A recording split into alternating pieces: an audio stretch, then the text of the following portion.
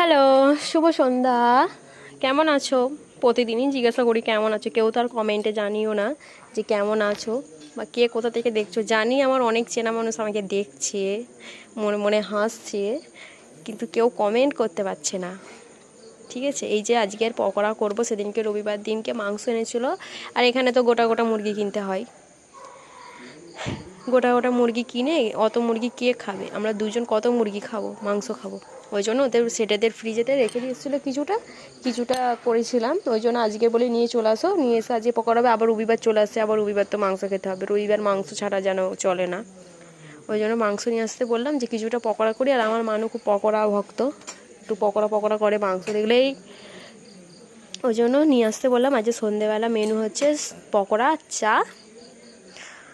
আর আমি পকোড়া কিভাবে বানাই তোমরা দেখতে থাকো, ঠিক আছে? শিখতে হবে না, দেখতে থাকো, দেখো আমি কীভাবে বানাই। আমি একটু সবাই বানাই হচ্ছে শুধু বানাই ওই বেসন আর কর্নফ্লাওয়ার দিয়েই বানিয়ে দেয়, ডিম ফিম দিয়ে। আমি একটু পেঁয়াজ দিয়ে একটু করতে ভালোবাসি, মানে আমি আমার টেকনিকে করি।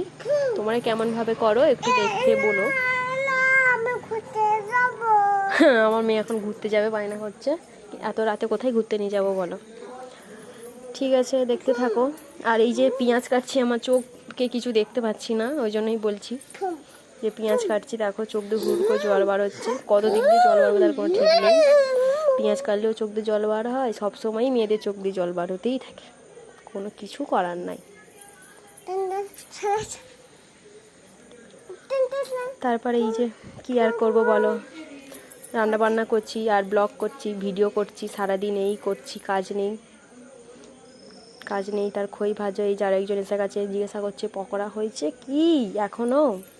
এই যে ম্যারিনেট করে রেখে দিয়েছিলাম ডিম দিয়ে আর লঙ্কা হলুদ একটু নুন দিয়ে, তারপর একটু সয়া সস দিয়ে দিলাম, একটু চিলি সস দিলাম, দিয়ে তারপরে একটুখানি আদা রসুন দিয়ে দেবো। আদা রসুন বাটিনি, থিতো করে দিয়ে দিয়েছি। তারপরে এই যে আরেকজন আবার এসে গেছে, এই যে এবার একটু ডিমটা ফাটিয়ে দিয়ে দেবো, দেখতে থাকো, ঠিক আছে?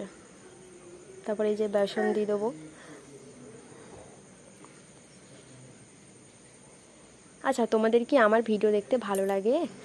তাহলে একটু কমেন্টে জানিও দয়া করে, নাহলে আমি বুঝবো কী করে আমার ভিডিও কার কার ভালো লাগে, কার কার ভালো লাগে না। তবে তো একটু এনার্জি পাবো বলো ভিডিও বানানোর। এই যে পেঁয়াজ ধনেপাতা একটু দিয়ে দিলাম, দিয়ে ভালো করে একটু